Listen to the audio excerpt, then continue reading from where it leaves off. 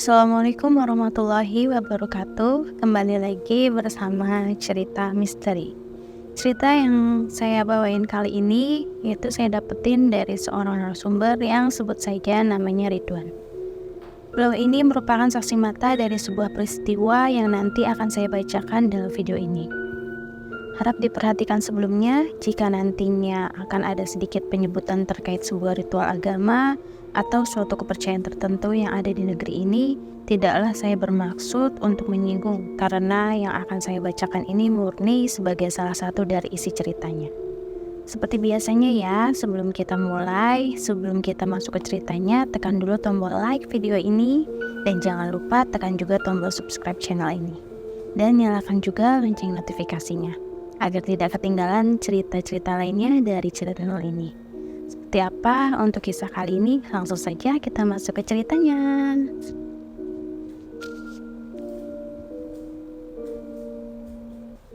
Kalimantan, akhir tahun 2001 waktu itu. Baru saja Wisnu merayakan acara kelulusan SMA tempat di mana ia bersekolah. Sesaat ia larut dalam kegembiraan bersama-sama teman seangkatannya dalam acara perayaan itu. Tapi segera saja rasa bahagia itu beralih ke perasaan sedih dan sedikit kecewa. Dengan berakhirnya masa SMA, itu artinya ia harus mempersiapkan diri untuk segera bersiap mencari pekerjaan. Wisnu terpaksa membuang semua khayalan untuk bisa melanjutkan pendidikannya ke universitas seperti teman-temannya. Wisnu memang bukan berasal dari keluarga berada. Ayahnya hanyalah seorang tukang bangunan, sedangkan sang ibu kesehariannya berjualan kue dengan cara menitipkannya ke warung sekitar rumah. Selain ketiadaan biaya, ia juga harus mengalah dengan ketiga adiknya yang masih harus terus bersekolah. Setidaknya dengan ia bekerja nanti bisa membantu sedikit meringankan beban kedua orang tuanya dengan penghasilannya kelak. Begitulah harapan mulia Wisnu. Cukup banyak surat lamaran yang dimasukkan Wisnu di beberapa tempat. Ia sempat bekerja apa saja. Toh sebelum ini ia termasuk sering bekerja serabutan sembari bersekolah dulu. Namun rezekinya ternyata belum juga menghampiri. Tak satu pun panggilan yang datang dari sekian banyak surat lamaran kerja yang dikirimkannya. Suatu ketika, seorang tetangga yang bernama Ridwan menawarkan sebuah lowongan pekerjaan kepada Wisnu. Si Ridwan ini termasuk lumayan dekat dengan keluarga Wisnu dan sedikit banyak tahu mengenai keadaan serta kondisi mereka. Profesi beliau ini adalah security dan kebetulan ada lowongan yang kosong di kantor tempat ia bekerja. Begitu ditawarkan kepada Wisnu, ia langsung setuju, walaupun jobnya hanya sebagai seorang office boy di situ. Wisnu tak mempermasalahkannya. Karena memang sudah niat dari awal, ia tak akan pilih-pilih pekerjaan yang datang dan tentu saja mengingat sulitnya mendapatkan kerja untuk saat itu. Di akhir pembicaraan mereka, Ridwan meminta Wisnu untuk datang di esok hari ke kantornya guna untuk wawancara nantinya. Sekali lagi Wisnu mengiyakan dengan hati gembira dan berharap ia akan benar-benar diterima di sana. Kantor dengan satu lantai itu berukuran tak seberapa besar. Sebenarnya bangunan itu hanyalah sebuah rumah yang di dalamnya didesain sedemikian rupa hingga menyerupai sebuah kantor. Belakangan rupanya tempat ini hanyalah sebuah kantor cabang tempat menaruh barang-barang sementara sebelum dibawa ke kantor pusat. Begitu yang Wisnu dengar dari penjelasan Ridwan tadi. Ia diantar Ridwan ke ruang ibu manajer untuk diwawancara. Isi wawancaranya standar saja.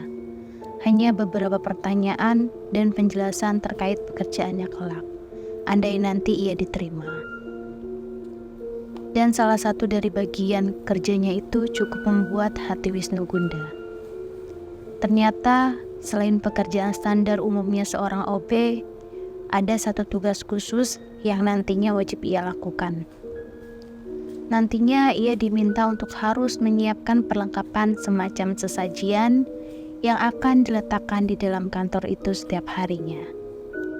Mendengar kata sesajian itu, Wisnu pun bertanya lebih dalam tentang perihal tersebut. Karena bagi Wisnu yang masih memegang teguh ajaran agamanya, yang namanya sesajian biasanya bermakna negatif. Ibu manajer itu mengulangi lagi penjelasannya. Ya, menyiapkan perlengkapan untuk sesajian leluhur pemilik perusahaan. Wisnu pun resah. Padahal tadinya ia sudah sangat bersemangat untuk bisa bekerja di sini. Tapi dengan adanya tugas yang berlawanan dengan ajaran agamanya, hatinya tentu saja jadi bimbang. Melihat gelagat bingung pada diri Wisnu, ibu manajer itu berkata, kalau ia boleh memikirkannya dulu. Tapi, kalau sampai besok tak ada kabar darinya, mereka terpaksa akan mencari orang lain yang lebih bersedia mengisi lowongan itu. Wisnu makin bingung. Akhirnya ia mengangguk pelan dan keluar dari ruangan itu dengan lemas. Di luar, ia disambut oleh Ridwan di pos jaganya.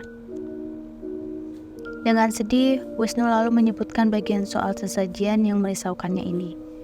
Dan Ridwan pun menghela nafasnya. Sejujurnya, ia tahu tentang adanya tugas ganjil yang satu ini. Karena sebelumnya sudah ada beberapa pelamar yang menolak dan batal untuk bekerja di situ, dikarenakan adanya pekerjaan tersebut. Tapi, karena rasa kasihan pada Wisnu, Ridwan menunjuknya lagi. Jalani saja dulu. Yang penting kan hatimu masih tetap kuat dengan keyakinanmu. Dan yang kau lakukan hanyalah sebatas pekerjaan duniawi saja, ucapnya bijaksana. Wisnu masih diam, tapi otaknya sedang berpikir. Akhirnya ia berjanji, besok ia akan datang ke kantor ini kalau ia sudah memutuskan. Tapi setelah menimbang-nimbang pada malam hari itu, akhirnya ia memantapkan hatinya untuk mengambil pekerjaan itu besok. Mengenai tugasnya, ia yakin dengan perkataan Ridwan tadi. Toh ia tak akan sampai berpaling dari agamanya sendiri hanya karena sebuah pekerjaan. Begitu kata batinnya, untuk menenangkan dirinya sendiri. Singkat cerita, dimulailah hari di mana Wisnu bekerja di kantor tersebut. Sebuah pekerjaan umumnya profesi seorang OB, menyapu serta membersihkan ruangan di dalam. Untuk tugas sesajian yang sempat ia ragu untuk melakukannya itu, rupanya ia hanya perlu untuk menyiapkan perlengkapannya saja. Setelah siap, si ibu manajer yang akan meletakkan di tempatnya nanti. Wisnu menyiapkan beberapa macam barang, diantaranya ada buah jeruk, sepotong ayam bakar, kemudian ada segelas kopi kental, dan sekian lembar kertas merah dengan tulisan tertentu. Setelah semuanya siap, benda-benda tadi dibawa si manajer ke dalam sebuah ruangan khusus yang terletak di bagian dapur. Hanya si manajer itu yang boleh membuka dan memasukinya, begitu pesannya pada Wisnu. Tapi dengan pengecualian, jika suatu saat ia sedang tak ada di tempat, maka Wisnu lah yang harus masuk untuk meletakkan sesajian itu ke dalamnya. Ia mengangguk pelan, membatin dalam hatinya. Semoga saja jangan sampai ia harus masuk ke dalam ruangan tersebut. Beberapa bulan berlalu, masih seperti hari-hari sebelumnya. Wisnu masih tetap bekerja di tempat itu dengan sebaik-baiknya.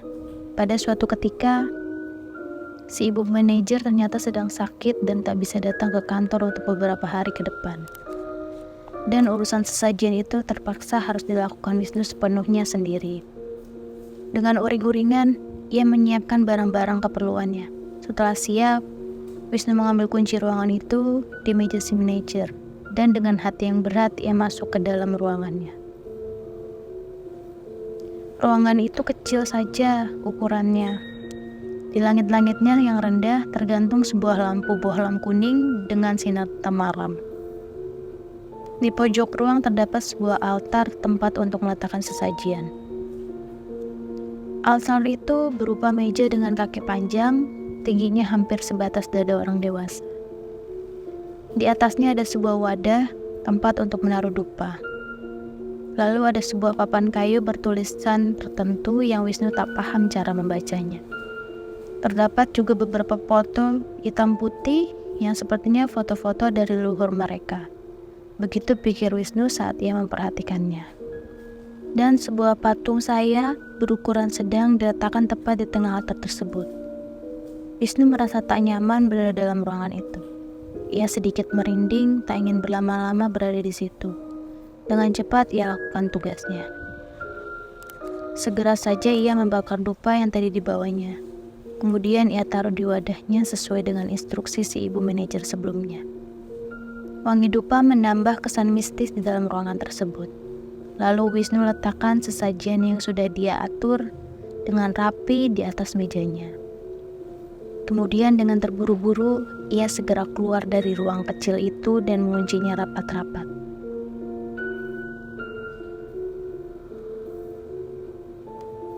Hampir setahun terlewati semenjak Wisnu bekerja di kantor itu. Tapi 2 minggu ini, ia tak pernah datang lagi tanpa ada kabar berita. Si ibu manajer meminta Ridwan untuk melihatnya nanti. Mereka khawatir kalau Wisnu saat ini sedang sakit keras. Ridwan mengiyakan. Kemarin ia sempat bertemu dengan ibunya Wisnu. Beliau memang bilang padanya bahwa anaknya itu lagi sakit. Tapi sore nanti Ridwan memutuskan akan mengunjunginya sekali lagi sebelum pulang kerja. Wisnu hanya melamun, menatap Ridwan dengan pandangan mata yang kosong. Wajahnya pucat, tubuhnya menjadi sangat kurus, padahal baru beberapa hari ia terkena sakit. Ridwan melihat ada kesalahan pada sakit yang dideritanya. Suatu penyakit yang janggal dan tak biasa.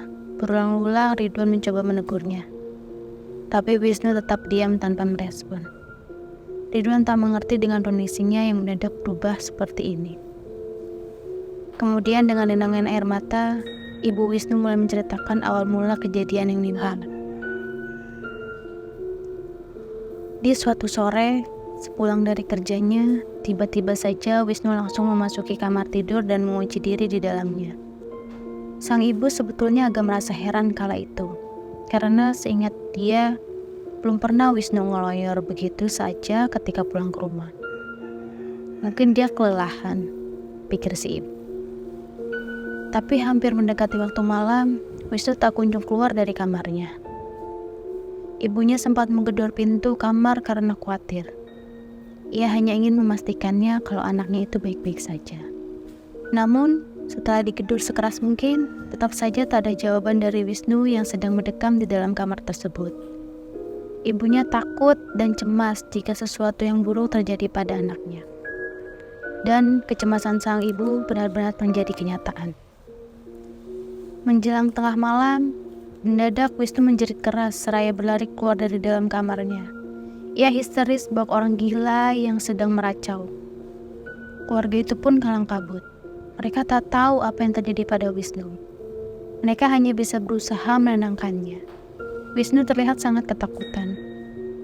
Akhirnya setelah beberapa saat, barulah kondisinya berangsur-angsur mulai tenang.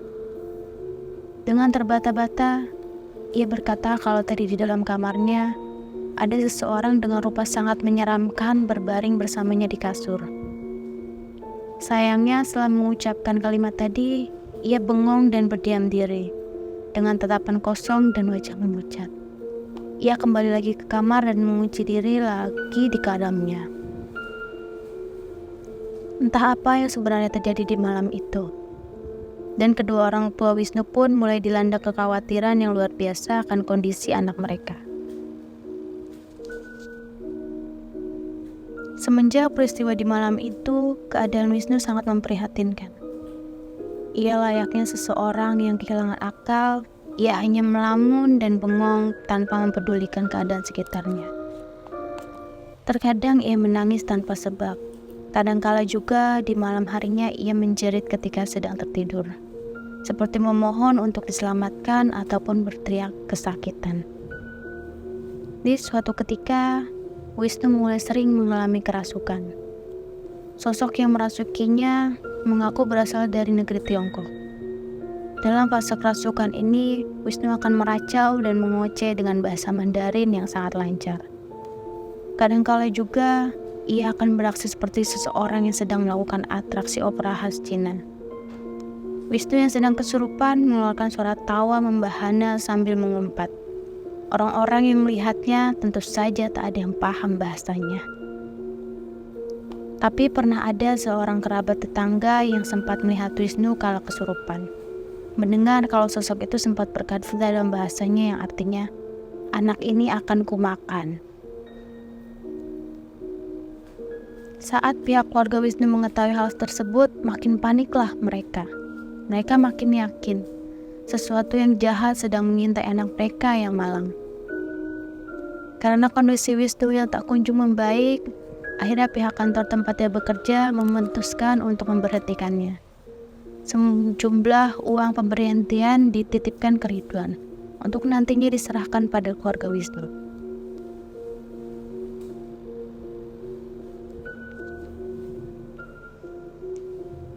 Manajernya sudah mendengar perihal penyakit yang diderita Wisnu melalui Ridwan.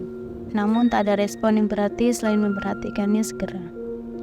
Ridwan merasa sangat kecewa. Ia juga marah, tapi ia tak punya kuasa untuk menentang keputusan itu. Ridwan memang sudah melihat kondisi Wisnu yang sekarang ini. Ia memang mulai jarang kerasukan, tapi kondisinya kini benar-benar sangat mengenaskan. Tubuhnya hanya tinggal tulang berbalut kulit. Sinar di matanya redup, seakan sudah tiada lagi kehidupan di dalam dirinya. Ia terkulai lemas di kasurnya. Sesekali ia menangis pilu, seolah sedang merasakan kesedihan yang sangat dalam. Ridwan pun ikut menangis. Dengan hati yang berat, terpaksa ia sampaikan kabar mengenai pemberhentian Wisnu dari tempat kerjanya. Kedua orang tua Wisnu hanya bisa merelakan semua kejadian itu. Segala upaya dan usaha sudah mereka lakukan sekuat mungkin demi kesembuhan putra tertua mereka. Dan jika nantinya Tuhan berkehendak lain, mereka akan ikhlas dan siap untuk menerimanya. Sebenarnya Ridwan sempat mencurigai sakit yang diderita Wisnu ada kaitannya dengan kerjaan yang di kantornya itu. Diam-diam ia mengunjungi kediaman orang pintar yang sempat dikenalnya dulu. Tujuannya tentu saja untuk menanyakan hal yang dicurigainya tersebut. Dan jawabannya begitu mengejutkan. Entah karena alasan apa, Wisnu pernah memakan sebuah jeruk yang dicomotnya dari altar tempat ia biasa menaruh sesajian di kantor itu. Dan penghuni gaib yang menjaga altar itu marah, lalu membalas apa yang seharusnya tidak boleh Wisnu lakukan. Orang pintar itu menjelaskan kepada Ridwan bahwa makhluk itu menghisap jiwa Wisnu sebagai ganti atas benda yang diambil darinya. Dan saat ini juga, menurut penerawangan si orang pintar, jika Wisnu masih berada dalam ruangan tersebut, kakinya dibelenggu dengan rantai yang besar dan ujung rantai itu terikat di meja altar dengan sosok besar menakutkan itu berdiri tegak di sebelahnya. Ketika Ridwan bertanya, apakah masih bisa untuk menyelamatkan Wisnu dari makhluk tersebut, orang pintar itu menggeleng sedih. Katanya sudah terlambat. Sosok yang menjaga altar itu terlalu kuat dan sulit untuk dijajak kompromi. Lagi pula kesalahan Wisnu terlalu fatal. Ia harus mempertanggungjawabkan kelancangan yang ia buat sendiri. Ia harus membayar karmanya. Pulanglah, sudah tak ada lagi yang dilakukan, kata si orang pintar kepada Ridwan dengan wajah sendu.